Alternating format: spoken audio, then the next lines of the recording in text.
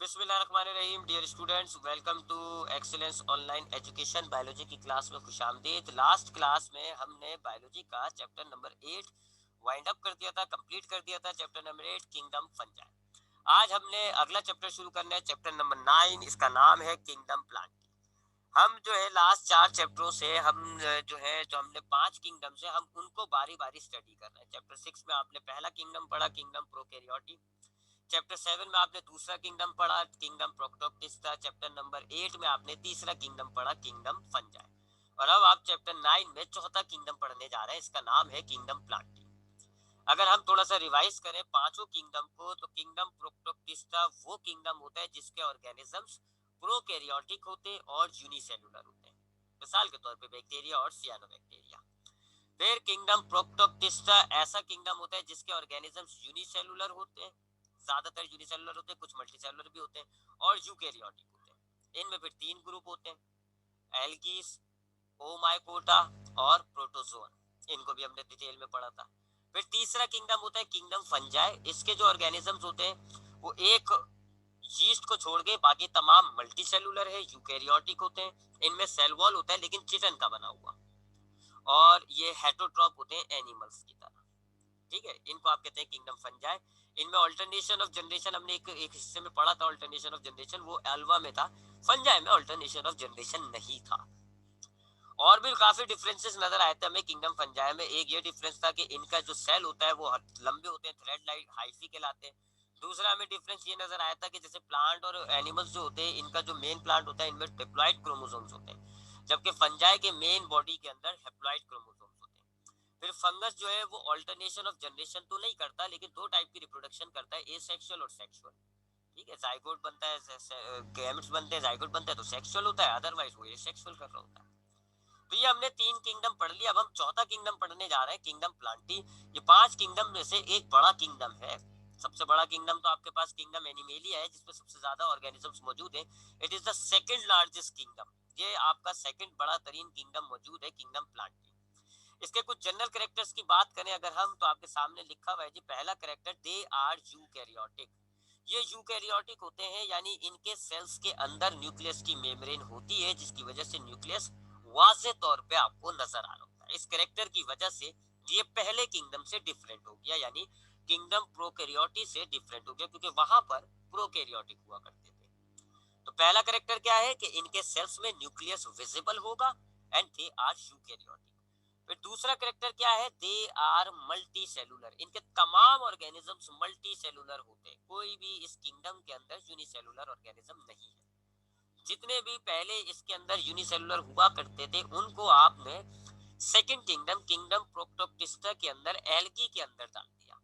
तो पहले वो एल्गी इधर हुआ करते थे, लेकिन आपने उनको उधर भेज दिया दूसरे किंगडम में।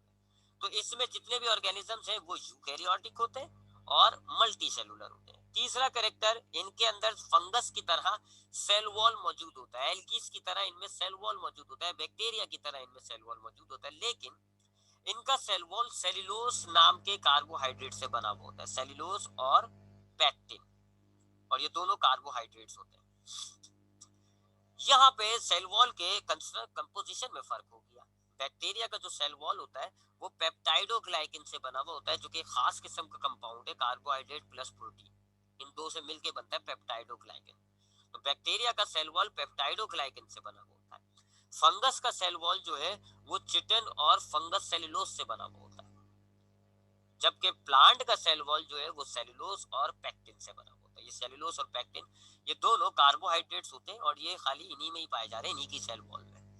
तो इनका सेल वॉल बेशक फंगस बैक्टीरिया की तरह है, लेकिन इनका सेल वॉल उनसे बनावट के एतबार से डिफरेंट है।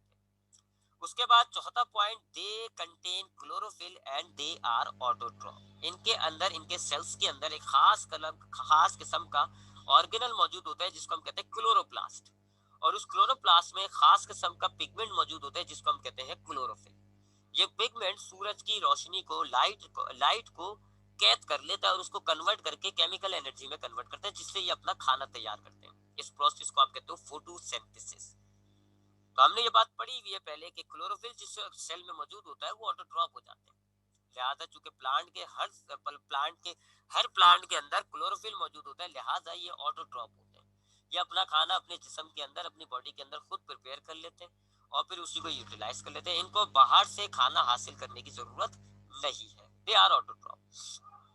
अगला करेक्टर ये है जी कि जाइगोट डेवलप इनटू एम्ब्रियो। हमने पढ़ा कि सेक्सुअल रिप्रोडक्शन के अंदर मेल और फीमेल गैमेट्स मिलते हैं और जाइगोट बन जाता है, जिसमें नंबर ऑफ क्रोमोसोम्स डबल होते हैं, 2n। अब ये जाइगोट जो है एक एम्ब्रियो के अंदर डेवलप होता है, ये प्लांट का करेक्टर है। फंगस के अंदर ये नहीं था। फंगस के अंदर जाइगोट जो है वापस अपना डेवलप होके अपना वो प्रोमाइसीलियम वगैरह बना लेता है, जो भी और कोई पार्ट बनाना होता है। एनिमल्स में ये नहीं है। एनिमल्स में एम्ब्रियो तो बनता है, एनिमल्स के अंदर भी जाइगोट डेवलप इनटू एम्ब्रियो, लेकिन वो एम्ब्रियो डोरमेंट नहीं होता, यानी वो एम्ब्रियो रुकता नहीं है, वो अपना कंटिन्यूअस डेवलप करके पूरा एक बेबी बन जाता है। लेकिन प्लांट के केस के अंदर क्या होता है जी कि जाइगोट जो होता है ना, जैसे कि ये एक मेल सेल, एक मेल गैमेट है, ये एक फीमेल गैमेट है, ये मिल गया और ये जाइगोट बना। अब जाइगोट जो है एक एम्ब्रियो में डेवलप हो जाता है और एम्ब्रियो जो है असल में डोरमेंट स्टेज होती है, यानी एम्ब्रियो जब ये जाइगोट एम्ब्रियो बन गया तो ये इस हालत में रुक जाता है, डेवलपमेंट रुक जाती है जब तक के लिए कंडीशंस इसकी अच्छी ना हो जाए। ये सीड के अंदर होता है, ये सीड के अंदर होता है, तो सीड के अंदर एम्ब्रियो जो होता है वो अपनी डेवलपमेंट रोक देता है, डोरमेंट स्टेज में आ जाता है, यानी सो जाता है। फिर जब कंडीशंस अच्छी होती है, आप इस सीड को जमीन में डाल देते हैं तो ये वेकअप हो जाता है, ये उठ जाता है और ये ग्रो करना शुरू कर देता है, प्लांट्स के अंदर पूरा डेवलप हो जाता है। तो इनके अंदर जाइगोट जो है एक डोरमेंट एम्ब्रियो के अंदर डेवलप होता है, जबकि एनिमल्स के अंदर ये आपके जो मेल फीमेल गैमेट्स मिलके जाइगोट बनते हैं तो उधर भी एक एम्ब्रियो बनता है, लेकिन वो एम्ब्रियो डोरमेंट स्टेज में नहीं आता, वो रुकता नहीं है, वो कंटिन्यूअस डेवलप होके पूरा एक छोटा सा इंसान बन जाता है। तो ये भी एक इनका करेक्टर है कि इनके अंदर मेल फीमेल गैमेट्स मिलके जब जाइगोट बनाएंगे तो जाइगोट डेवलप होगा एम्ब्रियो के अंदर और वो एम्ब्रियो सीट के अंदर इंक्लोज होता है और फिर वो जो है एम्ब्रियो फिर आपस बाद में जब भी उसकी कंडीशन अच्छी होती है वो ग्रोथ कर जाता है। उसके बाद अगला करेक्टर क्या लिखा हुआ है, they have root stems and leaf. इनकी बॉडी के अंदर हमें तीन पार्ट्स मिलेंगे, रूट स्टेम और लीफ। अब इन पार्ट्स की जरूरी नहीं है कि तमाम पौधों के रूट स्टेम लीव्स बिल्कुल एक ही जैसे हो या अच्छे बने हो। कुछ प्लांट्स के ग्रुप ऐसे हैं कि जिनके अंदर रूट्स जो है हमारी जो हमारे नॉर्मल पौधे होते हैं, बड़े बड़े प्लांट्स जो होते हैं उन जैसा रूट नहीं होता, उन जैसा प्लांट, उन जैसा स्टेम, उन जैसा लीफ नहीं होता, लेकिन बहरहाल इस जैसा स्ट्रक्चर पाया जरूर जाएगा। लीफ टाइप का स्ट्रक्चर होगा, स्टेम टाइप का स्ट्रक्चर होगा, रूट टाइप का स्ट्रक्चर जरूर होगा। अब उनमें फर्क हो सकता है, उनके सेल्स की तादाद में, मॉर्फोलॉजी में फर्क हो सकता है, काम तकरीबन एक जैसा होता है। तो प्लांट्स के अंदर रूट स्टेम लीफ मौजूद होती है, ये आपको किसी में नहीं मिला। फंगस में रूट स्टेम लीफ नहीं होता, एल्गीज में रूट स्टेम लीफ नहीं होता, ये खाली प्लांट्स में ना एनिमल्स में होता है। तो ये भी एक इनका डिफरेंट करेक्टर हो गया जी। उसके बाद ये ऑल्टरनेशन ऑफ जनरेशन शो करते हैं। ऑल्टरनेशन ऑफ जनरेशन हमने अब तक पढ़ चुके हैं। हमने जब दूसरा किंगडम पढ़ा, किंगडम प्रोक्टोक्टिस का, तो उसके अंदर प्लांट लाइक प्रोक्टोक्टिस जो हमने पढ़े यानी एल्गी, तो एल्गी के अंदर हमारे पास एक एग्जांपल आई थी अल्वा, जो कि एक मल्टी सेलुलर एल्गी होता है, उसमें हमने ऑल्टरनेशन ऑफ जनरेशन पढ़ा था। अल्वा के अंदर ये करेक्टर है ऑल्टरनेशन ऑफ जनरेशन, इसीलिए तो कहते हैं ना कि algaes are sometimes similar to plant. Algae काफी हद तक प्लांट से सिमिलर हो रहे थे, एक टाइम तक ये प्लांट्स वाले ही किंगडम में थे, फिर आगे जाके विटिकर ने इनको अलग कर दिया था। तो एल्गीज काफी हद तक प्लांट से सिमिलर होते हैं, उनमें सेल वॉल होता है, वही सेलुलोज पेक्टिन से बना हुआ होता है, क्लोरोप्लास्ट होता है, ऑटोट्रॉप होते हैं वो, और जो है ऑल्टरनेशन ऑफ जनरेशन शो करते हैं। बस फर्क क्या होता है, उनका उनका स्ट्रक्चर जो होता है ना, बॉडी का structure root stem leaf type का नहीं होता, उनका थैलस टाइप का होता है। तो इस वजह से आप उनको एक अलग किंगडम में डाल गए। बहरहाल बहस अब भी चलती है, कुछ लोग अब भी एल्गीज को प्लांट ही मान रहे होते हैं। तो बहरहाल हम ऑल्टरनेशन ऑफ जनरेशन वाला करेक्टर देख रहे थे कि इनके अंदर भी किंगडम प्लांटी में भी ऑल्टरनेशन ऑफ जनरेशन होता है, बिल्कुल एल्गीज की तरह, यानी मल्टी सेलुलर एल्गीज की तरह। हम लिख देते हैं इसको ब्रैकेट में, लाइक मल्टी सेलुलर एल्गीज, क्योंकि यूनिसेलुलर एल्गी में ऑल्टरनेशन ऑफ जनरेशन नहीं है। तो जिस तरह मल्टी सेलुलर एल्गीज आपकी ऑल्टरनेशन ऑफ जनरेशन शो करते हैं, इसी तरीके से प्लांट भी आपको ऑल्टरनेशन ऑफ जनरेशन शो करेगा। ऑल्टरनेशन ऑफ जनरेशन क्या होता है, मैंने आपको बताया था कि ऐसी लाइफ साइकिल, प्लांट की पूरी लाइफ साइकिल जिसके अंदर दो जनरेशन आती है, दो जनरेशन, एक कहलाती है स्पोरोफाइट, एक कहलाती है गैमेटोफाइट। दो जनरेशन आती हैं, उनको आप कहते हो, ऐसी लाइफ साइकिल को आप कहते हो ऑल्टरनेशन ऑफ जनरेशन। जनरेशन में ऑल्टर मतलब तब्दील होना, जनरेशन में तब्दील होना।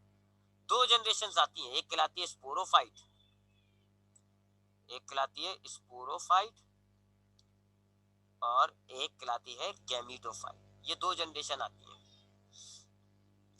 अब ये दोनों जनरेशन भले मॉर्फोलॉजिकली सिमिलर भी हो सकती हैं, मॉर्फोलॉजिकली डिफरेंट भी हो सकती है, यानी दिखने में, मॉर्फोलॉजी का मतलब होता है अपीयरेंस, दिखने में। ये दोनों जो जनरेशन होती है स्पोरोफाइट और गैमीटोफाइट, ये दोनों दिखने में एक जैसी हो या ना हो। अगर एक जैसी होंगी तो हम कहेंगे आइसोमॉर्फिक अल्टरनेशन ऑफ जनरेशन, अगर अलग अलग होती है तो हम कहते हैं हेट्रोमॉर्फिक अल्टरनेशन ऑफ जनरेशन। तो इनमें ये जो दो जनरेशन है ये मॉर्फोलॉजिकली सिमिलर भी हो सकती है, डिसिमिलर भी हो सकती है, लेकिन जेनेटिकली ये डिफरेंट होती है। स्पोरोफाइटिक जनरेशन के अंदर क्रोमोसोम्स की तादाद होती है 2n, डबल, दुगनी, जबकि गैमेटोफाइट में होती है n, आधी। ये एक मेजर फर्क है जिसकी वजह से हमने कहा है कि ये अलग अलग जनरेशन हो गई। मिसाल के तौर पे अगर गैमेटोफाइट के अंदर क्रोमोसोम्स की तादाद है जी 10, तो स्पोरोफाइट में होती है 20। गैमेटोफाइट में अगर 5 है तो स्पोरोफाइट में कितनी होगी? 10। गैमेट्स की यानी कि क्रोमोसोम्स की तादाद में फर्क है, आधों का फर्क है। गैमेटोफाइट में आधा होता है, क्रोमोसोम्स में पूरा होना है जी डबल, उसमें आधा है उसका। तो चूंकि गैमेटोफाइट दोनों जनरेशंस के अंदर, इनको हम दोनों जनरेशंस अलग अलग जनरेशन क्यों मांग रहे हैं? क्योंकि इनके अंदर क्रोमोसोम्स की तादाद में फर्क है। मॉर्फोलॉजिकली सिमिलर हो या ना हो उससे कोई फर्क नहीं पड़ता, टाइप हो जाती है। अगर मॉर्फोलॉजिकली सिमिलर होंगे तो आइसोमॉर्फिक कहोगे, अगर मॉर्फोलॉजिकली डिफरेंट होंगे तो हेट्रोमॉर्फिक कहोगे। प्लांट के अंदर जो अल्टरनेशन ऑफ जनरेशन होती है वो हेट्रोमॉर्फिक होती है, हेट्रोमॉर्फिक। हेट्रोमॉर्फिक का मतलब होगा मॉर्फोलॉजिकली डिफरेंट,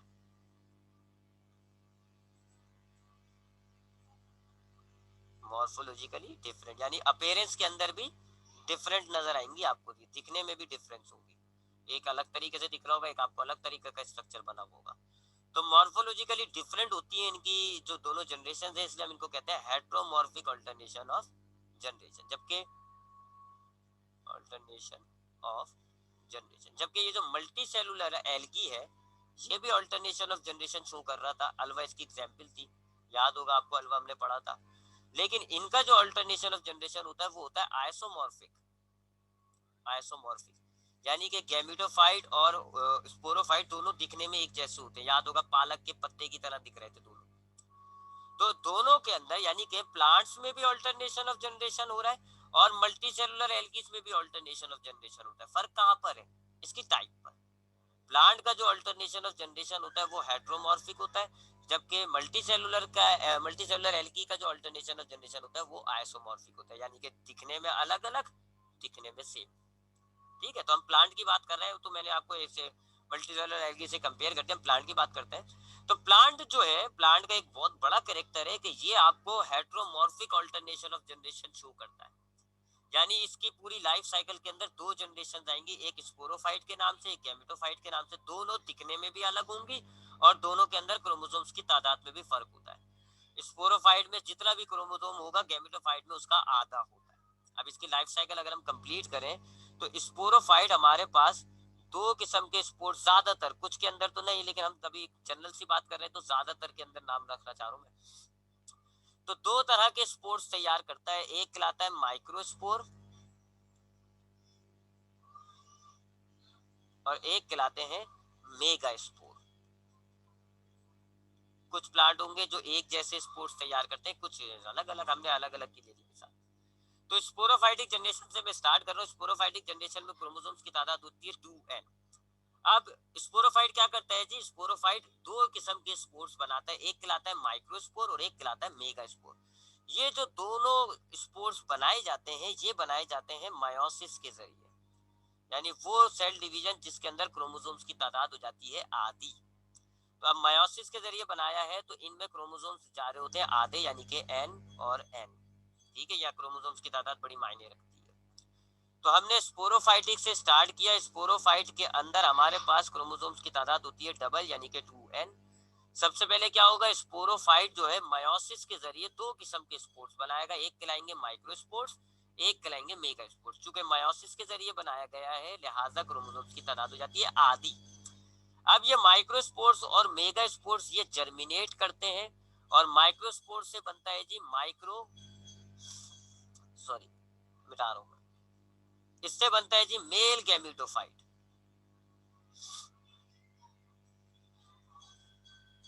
मैं जरा तीर बड़ा कर दूं क्योंकि आप ये तीर बड़ा कर लो। दो तरह के हमारे पास गैमेटोफाइट बनेंगे।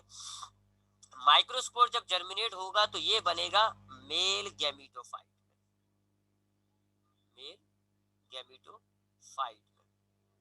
जबकि मेगास्पोर जब जर्मिनेट करेगा तो ये बनेगा फीमेल गैमेटोफाइट। ये आपके गैमेटोफाइट आ गए दो, ये सेकंड जनरेशन है गैमेटोफाइट। ठीक है, ये दोनों गैमेटोफाइट है, ये सेकंड जनरेशन आ गई। इनमें क्रोमोसोम्स की तादाद वही है जी, एन और एन, क्योंकि ये जर्मिनेट हुए सिर्फ माइटोसिस की मदद से, ये सिर्फ जर्मिनेट हुए। तो ये आपके पास पहली जनरेशन थी स्पोरोफाइट, और ये आपके पास अब आ गई दूसरी जनरेशन गैमेटोफाइट। ये दोनों इससे डिफरेंट होंगे दिखने में भी और क्रोमोसोम्स में भी आधे आधे। उसके बाद मेल गैमेटोफाइट के अंदर एक स्ट्रक्चर पाया जाता है जिसको हम कहते हैं एंथीरिडिया, एंथीरिडियम सिंगुलर, एंथीरिडियम। जबकि फीमेल गैमेटोफाइट के अंदर एक स्ट्रक्चर पाया जाता है जिसको हम कहते हैं आर्चोगोनियम। अब इन स्ट्रक्चर्स के अंदर ये बनाते हैं गैमेट्स। ये क्या बनाते हैं? गैमेट्स बनाते हैं। आर्चिगोनियम जो है वो बनाएगा फीमेल गैमेट, फीमेल गैमेट। जबकि एंथीरिडिया के अंदर क्या तैयार होता है? Male gamete, male gamete. अब ये जो गैमेट तैयार हो रहे हैं ये तैयार होते हैं जी बाय माइटोसिस। माइटोसिस के प्रोसेस के जरिए तैयार होते हैं। क्रोमोसोम्स की तादाद जो है वो सेम होती है, तो इनके अंदर भी क्रोमोसोम्स की तादाद n है और मेल गैमेटोफाइट में भी क्रोमोसोम्स की तादाद n है। फिर क्या होता है जी, फिर ये दोनों गैमेट्स आपस में मिलते हैं, फर्टिलाइजेशन होती है। ये दोनों गैमेट्स आपस में मिलते हैं, फर्टिलाइजेशन होती है, ये तैयार हो जाता है जी जाइगोट। और जाइगोट चूंकि दो गैमेट से मिलके तैयार हो रहा है, लिहाजा जाइगोट के अंदर क्रोमोसोम्स की तादाद हो जाती है 2n यानी डबल। फिर जाइगोट जो है वो आहिस्ता आहिस्ता डेवलप करके अपने आप को किस में डेवलप करता है? एम्ब्रियो के अंदर। एम्ब्रियो की केस में आके ये थोड़ा सा डोरमेंट हो जाता है, रुक जाता है, फिर जब कंडीशन अच्छी होती है तो ये एम्ब्रियो वापस ग्रोथ करता है और अब आपके पास बन जाते हैं स्पोरोफाइट। अब स्पोरोफाइट जो है वो दो किस्म के होंगे, एक माइक्रोस्पोरोफाइट और एक मेगा स्पोरोफाइट। माइक्रोस्पोरोफाइट जो है वो आपके माइक्रोस्पोर तैयार करेगा, मेगा स्पोरोफाइट जो है वो आपके मेगा स्पोर तैयार करेगा। आपने देखा इसकी लाइफ साइकिल, दो किस्म की जनरेशन आई, कौन सी दो? एक ये वाली जी, ये स्पोरोफाइट, और एक ये जनरेशन मेल गैमेटोफाइट और फीमेल गैमेटोफाइट। ये इसकी लाइफ साइकिल है। ये दोनों जो जनरेशन आ रही होती है, मेल गैमेटोफाइट और फीमेल गैमेटोफाइट, ये दोनों दिखने में बिल्कुल डिफरेंट होती है, क्रोमोसोम्स की तादाद भी फर्क रख रही है। लिहाजा इसके अंदर हम देखते हैं कि ये दोनों अलग अलग है, इसलिए हम कहते हैं इसको अल्टरनेशन ऑफ जनरेशन। तो हुआ क्या, ये जरा नाम याद कर लिएगा क्योंकि ये नाम बहुत रिपीट होंगे। तो सबसे पहले हमारे पास स्पोरोफाइट होता है जी, स्पोरोफाइट। स्पोरोफाइट जो है दो किस्म के होते हैं, मेल एक होता है माइक्रोस्पोरोफाइट और एक होता है मेगा स्पोरोफाइट। उसमें से दो स्पोर्स बनते हैं, माइक्रोस्पोर, मेगा स्पोर। ये बनते हैं मायोसिस के जरिए, क्रोमोसोम्स की तादाद हो जाती है आधी। फिर ये स्पोर्स जर्मिनेट होंगे, एक बनेगा मेल गैमेटोफाइट, एक बनेगा फीमेल गैमेटोफाइट। मेल गैमेटोफाइट में एंथीरिडियम होता है, फीमेल गैमेटोफाइट में आर्चिगोनियम होता है। दोनों जो है ये माइटोसिस के जरिए गैमेट्स तैयार करेंगे, मेल और फीमेल गैमेट्स। तो ये मेल फीमेल गैमेट्स आपस में मिलेंगे, जाइगोट तैयार होगा और फिर जाइगोट डेवलप करके एम्ब्रियो में तब्दील होता है, फिर एम्ब्रियो जो है वो डेवलप होकर स्पोरोफाइट में कन्वर्ट जाता है। तो ये इसकी अल्टरनेशन ऑफ जनरेशन होती है। ये इसका एक बहुत ही अहम तरीन कैरेक्टर है जो आपको अब तक पिछले पढ़ने वाले किंगडम्स के अंदर खाली मल्टी सेलुलर एल्गी में दिखा था, और उसका भी अल्टरनेशन ऑफ जनरेशन आइसोमॉर्फिक था। इनका अल्टरनेशन ऑफ जनरेशन जो है वो हेटेरोमॉर्फिक होता है। तो they are the general characters of the kingdom plants. ये प्लांट किंगडम के कुछ जनरल कैरेक्टर्स हो गए, याद रखिएगा। इस किंगडम के जो ऑर्गेनिजम्स होते हैं हम उनको फिर कहते हैं प्लांट्स। इस किंगडम के जो ऑर्गेनिजम्स है उनको आप प्लांट्स कहते हो। तो ये प्लांट्स के जनरल कैरेक्टर्स हो जाते हैं। ठीक है, अब आते हैं जरा इसके डिविजन्स की तरफ बात करते हैं। हमारे पास ये जो किंगडम प्लांट है इसमें बहुत सारे इस किंगडम प्लांट में हमारे पास बहुत सारे जो है जी ग्रुप्स बने हुए हैं। तो हमने उसको किस तरीके से डिवीजन की हुई है, हमने सबसे पहले किंगडम प्लांट के अंदर दो ग्रुप बनाए। किंगडम प्लांट में हमने किंगडम प्लांटी में हमने दो ग्रुप बनाए हुए हैं जी। पहला ग्रुप कहलाता है ब्रायोफाइट्स और दूसरा ग्रुप कहलाता है टेरेशियोफाइट्स। पहला ग्रुप क्या कहलाता है? ब्रायोफाइट्स। जबकि दूसरा ग्रुप कहलाएगा ट्रेशोफाइट्स। तो ये हमारे पास किंगडम प्लांट के दो डिवीजन हो गए। आपने टेक्सोनोमिक हायरार्की पढ़ी है कि किंगडम होता है, किंगडम के बाद होता है फाइलम, क्लास, ऑर्डर, फैमिली। तो किंगडम के बाद फाइलम होता है, लेकिन किंगडम प्लांट के अंदर हम फाइलम नहीं, हम डिवीजन कहते हैं। और ये दो डिवीजन है, ब्रायोफाइट्स और ट्रेशोफाइट्स, ठीक है। तो वो जो फाइलम वाला टर्म है वो एनिमल्स वगैरह में इस्तेमाल करते हैं, फंगस में इस्तेमाल करते हैं। प्लांट में हम फाइलम नहीं कहते, हम डिवीजन कहते हैं। तो किंगडम प्लांट में दो डिवीजन हमारे पास पाए जाते हैं। पहला डिवीजन कहलाता है ब्रायोफाइट्स। ये क्या होते हैं जी? ये ऐसे प्लांट्स होते हैं जो कि स्मॉल इन साइज होते हैं जी, छोटे छोटे पौधे होते हैं, बड़ा पौधा नहीं होता है ये, स्मॉल साइज के होते हैं, ये छोटे छोटे कद होते हैं इनके। एक बात, दूसरी बात, इनमें वेस्कुलर टिश्यूज एब्सेंट होते हैं। वेस्कुलर बंडल्स जो होते हैं वो एब्सेंट होते हैं। वेस्कुलर बंडल्स किससे कहते हैं? आप जाइलम और फ्लोएम को। आपने पढ़ा होगा 9th क्लास में, पिछली क्लासेस में, कि प्लांट के अंदर दो टिश्यूज होते हैं, एक कहलाता है जाइलम, एक कहलाता है फ्लोएम। इन दोनों को आप कंबाइन करके कहते हैं वेस्कुलर बंडल्स या वेस्कुलर टिश्यूज। इनका काम क्या होता है? जाइलम जो है वो पानी को कंडक्ट करता है, पानी को एक जगह से दूसरी जगह लेकर जा रहा होता है। जबकि फ्लोएम जो होता है वो खाना, जो तैयार खाना होता है, उसको एक जगह से दूसरी जगह लेकर जा रहा होता है। यानी दोनों, ये जाइलम और फ्लोएम दोनों कंडक्शन कर रहे हैं, चीजों को एक जगह से दूसरी जगह लेके जा रहा है। अगर जाइलम है तो ये क्या कंडक्ट करता है? ये कंडक्ट करता है वाटर।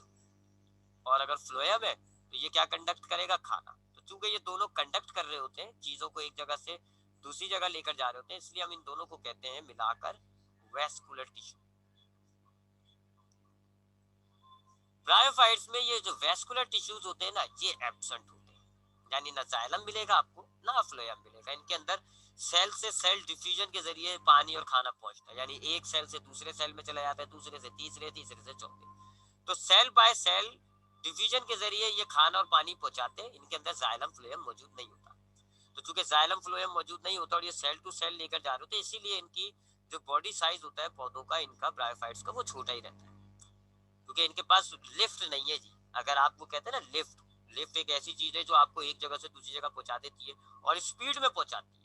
तो अगर आपके पास लिफ्ट की फैसिलिटी है तो फिर आपकी बिल्डिंग बहुत बड़ी हो जाती है जी, 50 मंजिल की, 100 मंजिल की, 200 मंजिल की। और अगर आप देख रहे हैं लिफ्ट की फैसिलिटी नहीं है, आप लिफ्ट नहीं बना के लगा सकते, तो फिर आप बिल्डिंग ज्यादा बड़ी नहीं रखते हो, 2 3 4 फ्लोर की।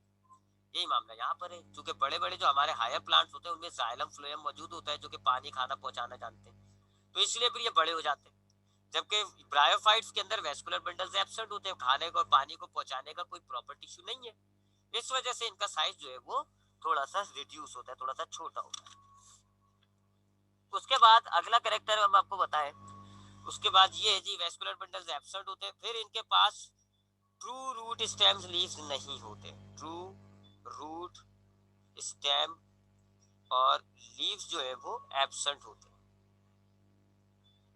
यानी कि इनके अंदर असली रूट स्टेम लीफ जो होता है ना, जिनको हम बड़े पौधे, जो हम बड़े प्लांट्स को देखते हैं, तो उसमें हम देखते हैं जी ऐसा होता है रूट, इसको हम मानते हैं जी असली रूट। लीफ ऐसा होता है जी, और स्टेम आपका ऐसा होता है जी, जिसके अंदर ब्रांचेस निकल रही होती है ना, ये होते हैं ट्रू रूट स्टेम लीफ, असली, सही, असली।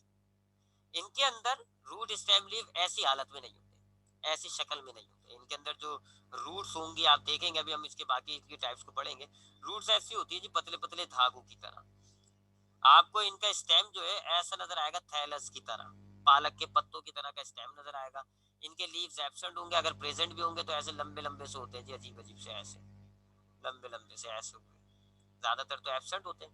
लीफ की जगह कोई दूसरा स्ट्रक्चर होगा जो लीफ का काम करेगा। ये स्टेम नहीं है दरअसल, ये स्टेम की जगह कुछ और स्ट्रक्चर है जो स्टेम वाला काम कर रहा है। तो ट्रू रूट स्टेम लीव्स इनके अंदर नहीं होते, ठीक है। इनके अंदर असली रूट स्टेम नहीं होते, रूट स्टेम लीफ नहीं होते। रूट स्टेम लीफ की जगह कुछ स्ट्रक्चर पाया जाएगा जो इनका काम करता है। जैसे कि रूट्स की जगह जो है वो राइजोइड्स होती हैं, राइजोइड्स कहलाती है रूट्स की जगह।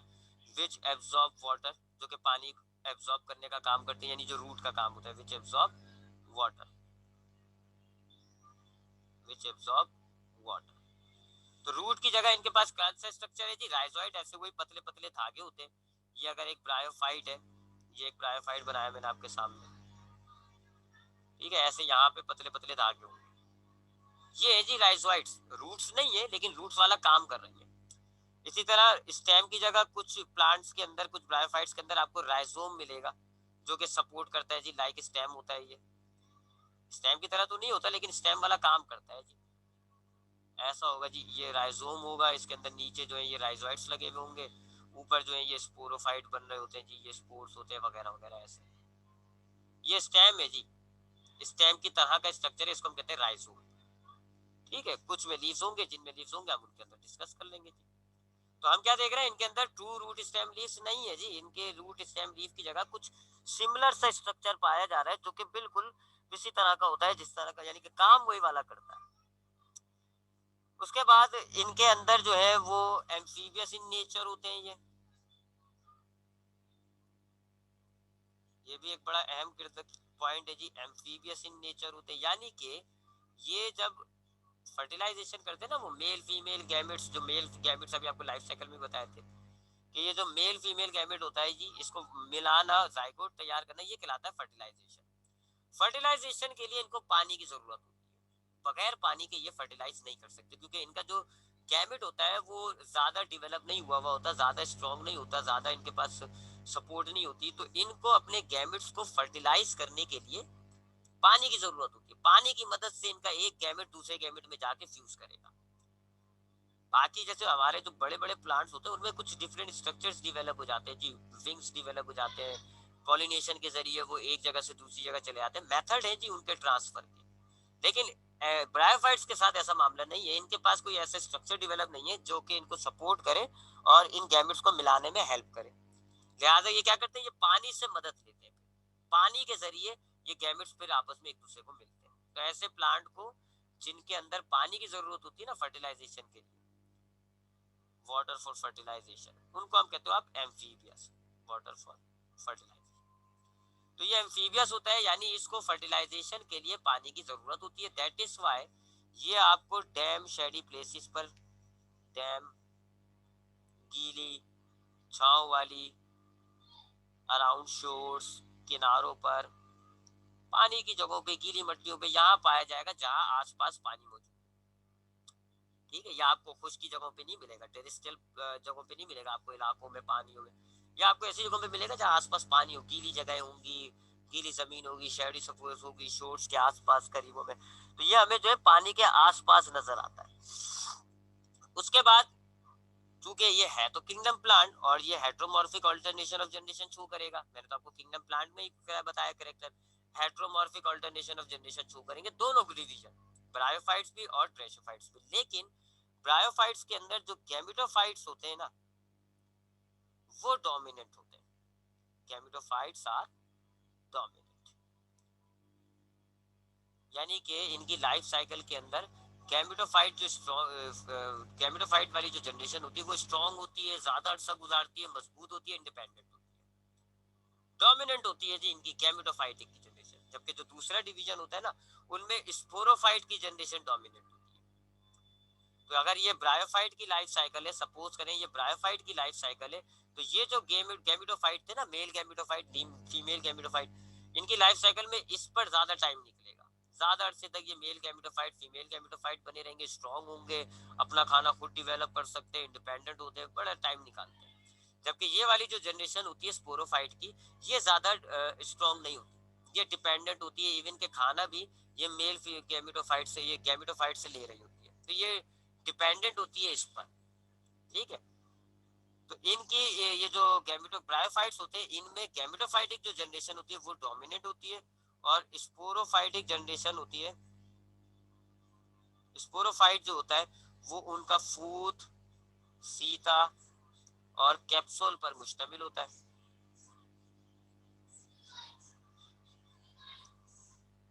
फूट, सीता, कैप्सूल पे इनका जो स्पोरोफाइट मुश्तमिल होगा, ये डिपेंड करती है ऑन गैमेटोफाइट। ठीक है जी। तो इनकी लाइफ साइकिल में जो गैमेटोफाइटिक स्टेज होती है ये उसमें डोमिनेंट होते हैं, मजबूत होती है इनकी गैमेटोफाइटिक स्टेज, जबकि स्पोरोफाइटिक स्टेज जो होती है वो गैमेटोफाइट पर डिपेंड कर रही होती है। ठीक है, और स्पोरोफाइट जो है यानी गैमेटोफाइट पर डिपेंड कर रही होती है, ज्यादातर चीजें गैमेटोफाइट से हासिल कर रही होती है। और जो गैमेटो स्पोरोफाइट होता है ना इनका, उसमें ये 3 पार्ट्स होते हैं, फूड, सीटा, कैप्सूल। मिसाल के तौर पे ये देखे जी, ये एक हमने ब्रायोफाइट्स बनाया है, ये जो मैंने नीचे बनाया ना थैलस बॉडी, ये गैमेटोफाइट है, ये गैमेटोफाइट है। इसमें से ऐसे स्पोरोफाइट डेवलप होता है, ऐसे स्पोरोफाइट, ये इसका कैप्सूल है, ऐसे स्पोरोफाइट डेवलप होगा। इसमें ये जो चीज है ये फूड कहलाता है, ये जो डंडी है ये कहलाता है सीचा, और ये जो ऊपर स्ट्रक्चर है इसको आप कहते हो कैप्सूल। कैप्सूल के अंदर जो है वो स्पोर्स तैयार होते हैं, इसके अंदर जो है स्पोर्स तैयार होंगे। तो ये इसका स्पोरोफाइट हो गया जी, ये इसका स्पोरोफाइट है। फूट, सीता, कैप्सूल, अंदर ये स्पोर्स बनाएगा, माइक्रोस्पोर, मेगा स्पोर वगैरह वगैरह। आप देख रहे हैं, आपको डायग्राम में भी नजर आ रहा होगा कि स्पोरोफाइट जो है वो गैमेटोफाइट पर डिपेंड हुआ हुआ, उस पर ग्रोथ हुआ हुआ है, खाना, फूड वगैरह ये इनसे हासिल करेगा, गैमेटोफाइट से। तो इनका जो स्पोरोफाइट होता है वो डिपेंड हो रहा है किस पर, गैमेटोफाइट पर। ठीक है, ये इसका बड़ा अहम तरीन करेक्टर है, ये जरा ध्यान में रखिएगा। तो ये हमारे पास हो गए जी ब्रायोफाइट्स।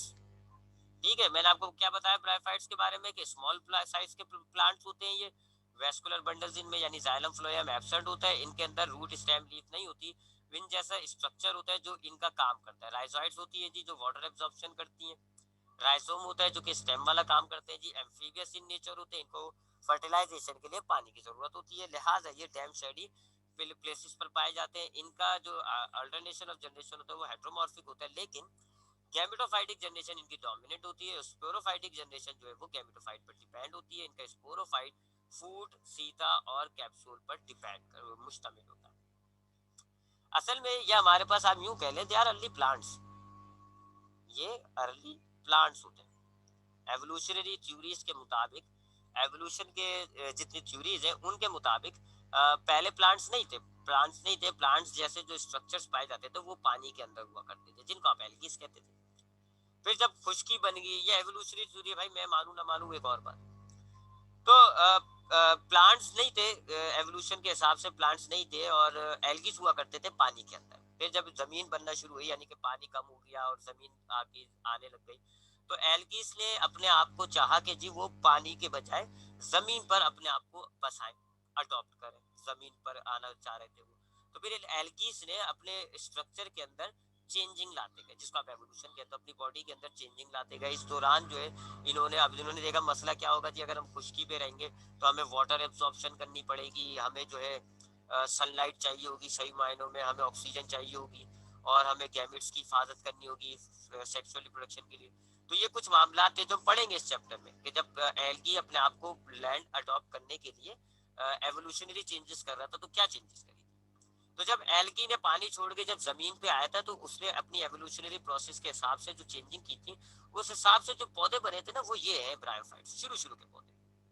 रूट्स नहीं बनी थी, एल्गीज आया, एल्गीज ने अपनी रूट्स जैसा स्ट्रक्चर बनाया था, राइजोइड्स।